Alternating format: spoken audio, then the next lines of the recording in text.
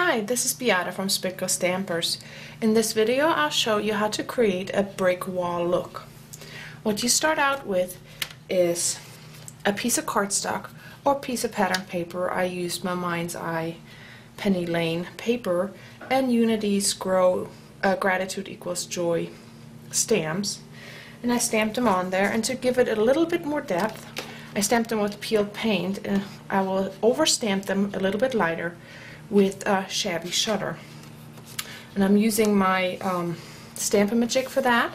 I already lined up my stamp and stamped the image with the darker ink on my Imagine sheet, and now I overlay it where I want the lighter image to be and line up my Stamp-A-Magic, ink up my stamp, and stamp it.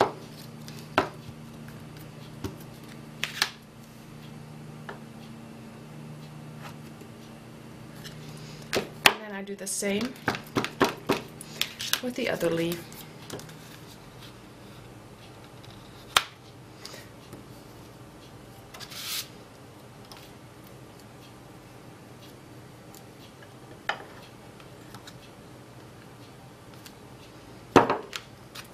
Next, you'll have to cut your image apart. I'm using my paper cutter, and in the photo tutorial see how to use a ruler and scissors for that. But I'm too lazy for that, so I'm just cutting 1/2 inch strips. The entire image in 1/2 inch strips. And make sure you keep the sequins. Just lay them next to you. And then we cut them in brick shape, and we make them 1 inch wide. My cardstock measures 3.5 inches, so when I cut it I will have 1/2 inch. And what I do is once I cut them, I lay them on a piece of cardstock that I tape them on later. So I will keep, it's like a puzzle piece now, so I keep the puzzles in place. Now the next row, instead of starting with a 1 inch piece, we're cutting it 1/2 inch. I hope you can see that. And then cut 1 inch pieces after that. So my image will be offset. And I'm not going to show you the whole thing, I already prepared it. It's like a cooking show.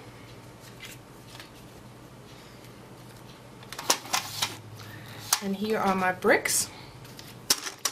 What we do next, you could just tape it on, but to give it a little bit more dimension, I will sponge the edges with antique linen. Just go around each brick. I know it takes a little bit of time, but look how much better this looks.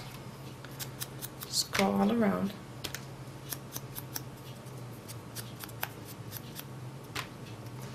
And then again, keep them in the order you cut them. Makes it easier later to put them back together. And again, like magic, I have the finished pieces.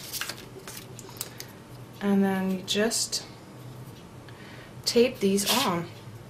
So I'm using regular tape, you can use whatever you want, and start taping them onto a piece of cardstock. I already made a sample, so I know how big mine will be.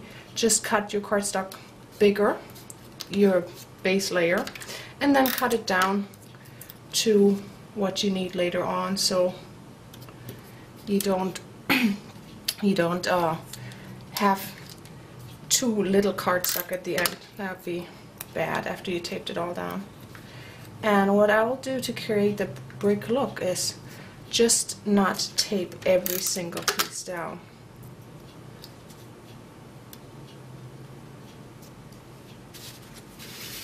And here's the finished brick, and all you do then is layered onto your card and decorated, and your card is done. I hope you have fun. See you next time.